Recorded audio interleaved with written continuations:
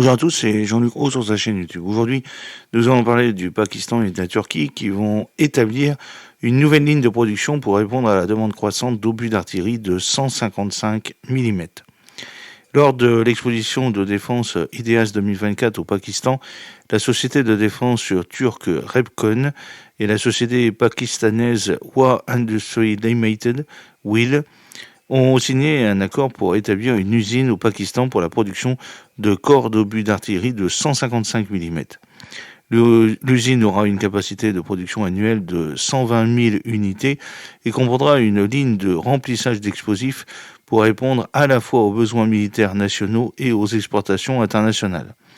La ligne de production fabriquera également localement des explosifs et des kits de guidage laser.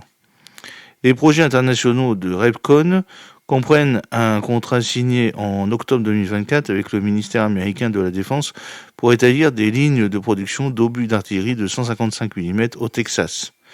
WA Industries Limited, WIL, créé le 7 novembre 1958, fonctionne comme l'entité commerciale de Pakistan Ordnance Factories, POF, et fabrique des armes et des munitions pour les forces armées pakistanaises. Elle fonctionne comme une société anonyme et sert d'agent de vente exclusif pour les produits civils de POF, notamment les armes, les munitions, les produits d'ingénierie et les articles chimiques. Ces activités englobent également la production de cartouches, de vêtements militaires et commerciaux et de projets de construction de gratte-ciel. En outre, WIL détient une participation dans le groupe War Nobel, une organisation multinationale produisant des explosifs commerciaux, des produits chimiques industriels et des acétates. Repkon, fondée en 1978 et basée à Istanbul en Turquie, conçoit et fabrique des machines de formage des métaux et fournit des usines de production clés en main. Ces technologies comprennent le formage par fluotournage, le formage par cisaillement et le filage à chaud, permettant la production de composants pour les secteurs de la défense, de l'aérospatiale, de l'automobile, du pétrole et du gaz et des mines. Les produits de Repkon comprennent les lignes de production d'obus d'artillerie, des pièces de turbines et de moteurs, des roues de véhicules et des tubes de précision. Les projets internationaux de Repkon comprennent un contrat signé en octobre 2024 avec le ministère américain de la Défense pour établir des lignes de production d'obus d'artillerie de 155 mm au Texas.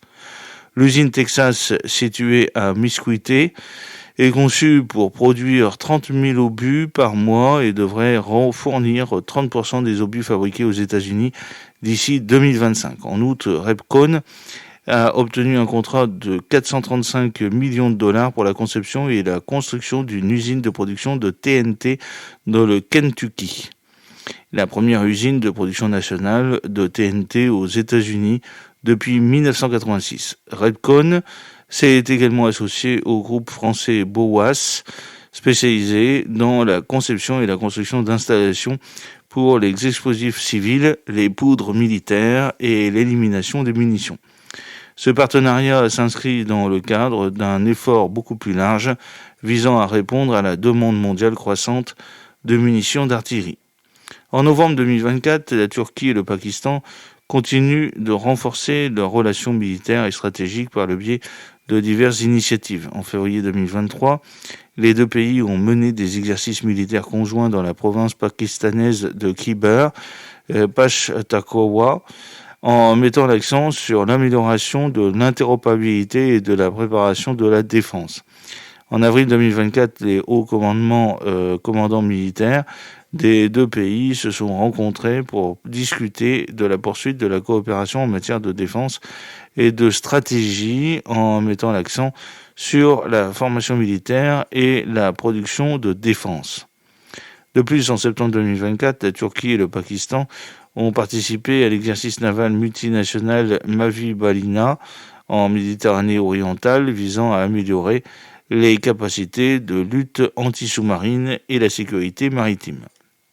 L'accord entre la Turquie et le Pakistan s'aligne également sur la demande mondiale croissante d'obus d'artillerie de 155 mm motivée en partie par la guerre en cours entre la Russie et l'Ukraine, où les systèmes d'artillerie sont fortement utilisés.